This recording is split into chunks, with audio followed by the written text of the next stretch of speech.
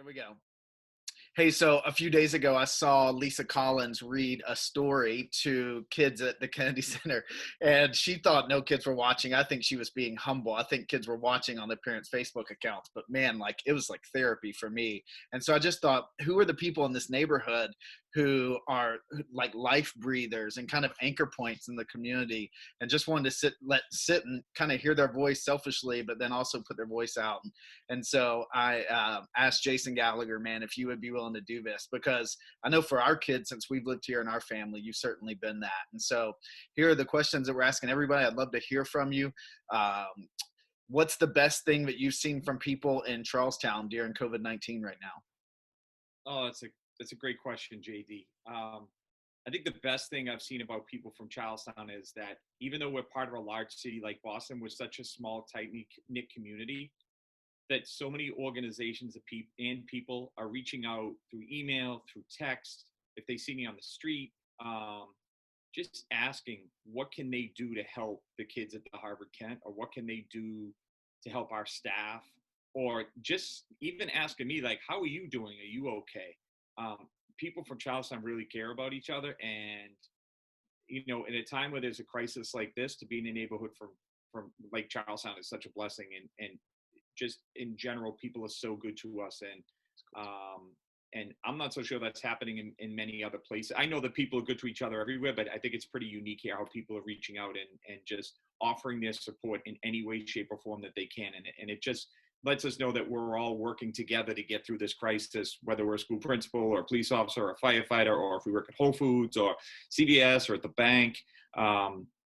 People just are really taking the time to say that they care and offering help in any way that they can. That's good. How long you been principal at the Harvard Kent? This is my 9th year. Nice. Yeah. How do people have to double take when they see you with that beard and hair right now?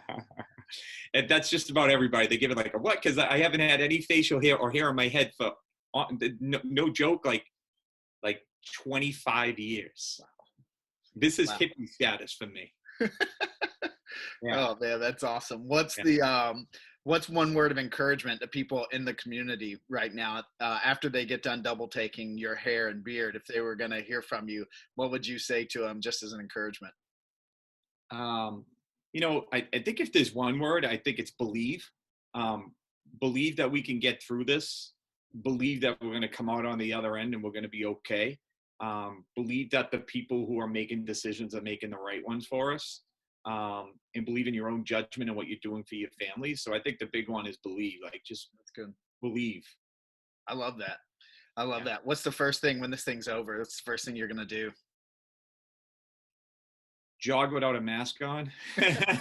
No, you know what? I want to take my family out to dinner. I want to take my family out to dinner to a restaurant that we know needs our support and help. I want to go there and I want to order a good meal and enjoy the wait service and sit down and relax and leave a big tip for whoever that waiter or waitress is that helps us. Yeah. Any other people in the neighborhood that you look and say, man, they have a voice that would encourage people? We need to hear from them in a moment like this. Well, yeah, there are honestly, the first person that comes to my mind is my brother up at the Boys and Girls Club. He's someone, or John Coloran up at the Boys and Girls Club, because I know they're continuing to do a lot of the work that they've been doing. Or maybe someone like Jimmy Lester, who's on the Bunker Hill Associates with Kim Mahoney, who ran that big fundraiser so they could do things for a lot of fundraising for the elderly, to bring elderly care packages. I think those are the type of people in the community who, when they saw the crisis, they didn't step back, they stepped up. And, there's some really good people right there.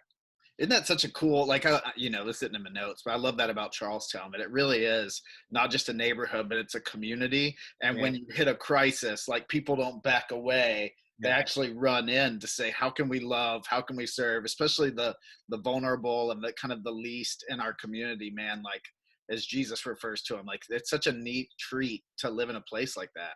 What's kind of tricky, JD, is when we talk about all the things going on in the city, I always say instead of saying oh, here's some things we're going to set up from the city to do here, here's how we're going to help the schools out. I feel like I wanted to say, just call a couple of us, tell us what you got, and we'll take care of Charlestown. You guys take care of it, because we will. Like, we'll take care of each other here.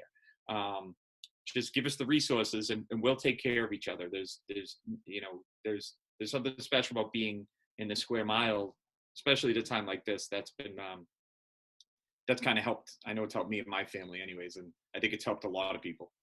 And I love the fact that there's so much emphasis being put on our older folks in our community as well, with especially like some of the things that the associates did with getting that funding for deliveries and everything, because they're important. Like, the elderly folks are important. They're our history. They're our past. They're our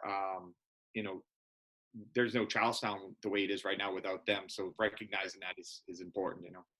That's good, man. Any last words?